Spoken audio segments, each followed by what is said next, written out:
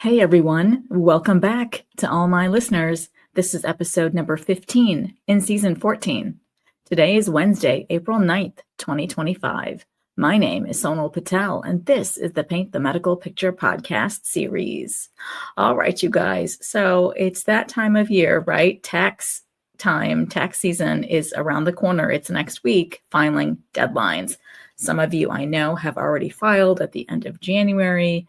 There was another opportunity in February, depending on your business structures, etc. But for most people, April 15th, taxes are due. So stressful, but just get them done.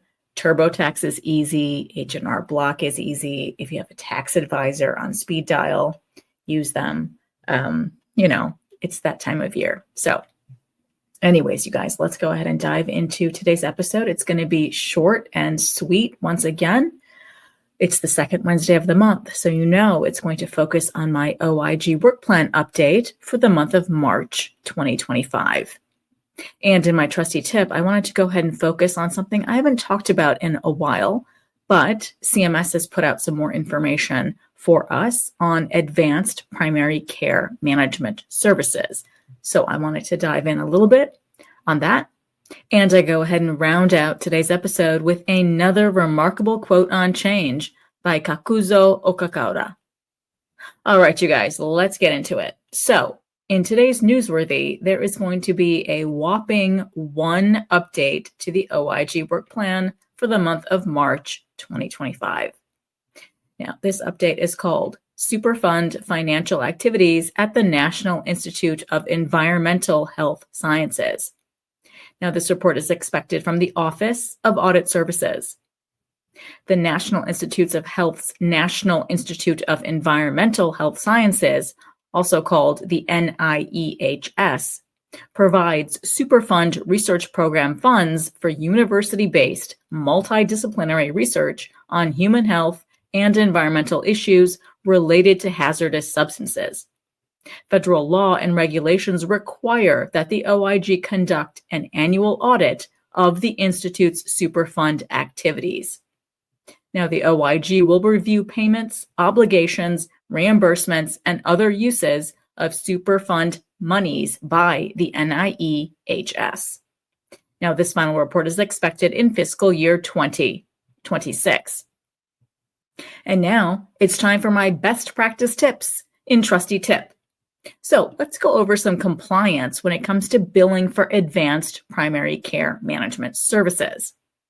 So let's go over a few items in Trusty Tip that CMS wants us to know about. Now, Advanced Primary Care Management Services, also another acronym, APCM, combines elements of several existing care management and communication technology-based services that you may have already been billing for your patients. But starting January 1st, 2025, you may now start using a new payment bundle that reflects the essential elements of advanced primary care management services. What does that mean?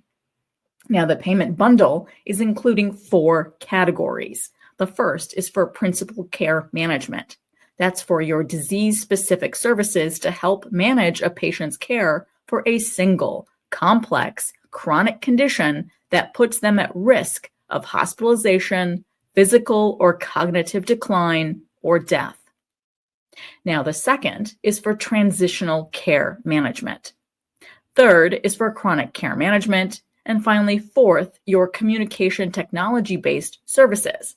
And those will include your virtual check-ins, remote evaluations of pre-recorded patient information, and finally, interprofessional consultations. Now, those APCM services allow you to provide patients with a wide range of services to meet their individual needs based on their complexity. Now, you can also bill for these services using a monthly bundle instead of billing for each and every individual service or recording minute by minute. Now, you might be wondering, who can bill advanced primary care management services? So, starting January 1st, 2025, you can bill for APCM services if you're a physician, or a non-physician practitioner, including a nurse practitioner, a physician assistant, or clinical nurse specialist. You're responsible for all of your patient's primary care services. You are the focal point for all of your patient's needed healthcare services. You've gotten either written or verbal consent from your patient.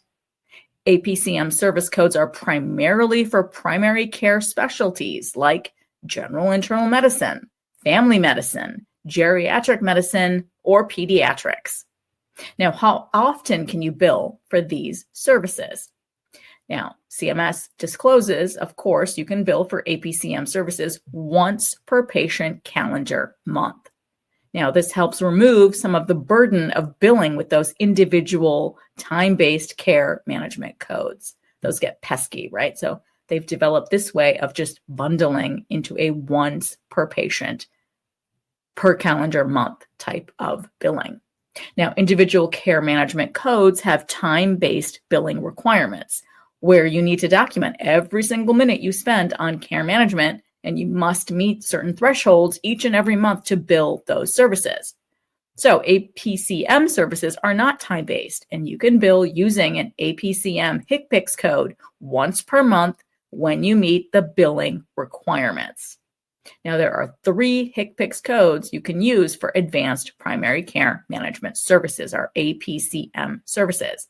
And those HCPCS codes are G0556, G0557, and G0558. Now, remember, in a previous episode that I dropped, I read the almost page-long description that follows these codes. So make sure that you do review the complete HCPCS code definitions for these 3 codes that became effective on January 1st, 2025. And finally, I focus season 14 Spark on change. I want this 14th season Spark to be filled with our world's thought leaders, writers, artists, philosophers, everyone who inspires us with their insights and their wisdom on change. So in this week's inspiring quote in Spark is from Kakuzo Okakaura. The art of life is a constant readjustment to our surroundings. So very true, right? This quote reminds us that we are already ahead of the curve by simply living. We make changes, big and small, every day. We may not be aware, but we are adapting to so many changes all the time. So kudos to all of us. We are doing the very best we can each and every day, despite and because of change. I'm happy Kakuzo Okakaura Spark burns brightly and still inspires so very many. All right, you guys, that wraps up today's very short and very sweet drop. Now, I really hope you guys had a great time like I did these past several weeks watching March Madness. My bracket, of course, busted on like the second round, but hopefully you all still enjoyed watching like I do year after year. None of my favorites were really in the running this year. So many of my years and years of team favorites didn't even make it. But nevertheless, I loved watching it. These games were pretty epic. And the big game yesterday was pretty phenomenal. So anyways, you guys, I hope you all loved it as well. And hopefully wherever you're located, it feels like spring somewhere. I'm still waiting. It's cold every morning. There's frost on the ground, flurries coming down from the sky. So I'm still waiting for my spring, but hopefully you guys are seeing some spring flowers blooming. The grass is greening up somewhere, hopefully. So anyways, you guys, I wish you all a very, very happy week ahead. Thank you so much for listening on today's episode. And I hope every week with me brings you closer to helping your providers paint a masterpiece. See you next Wednesday.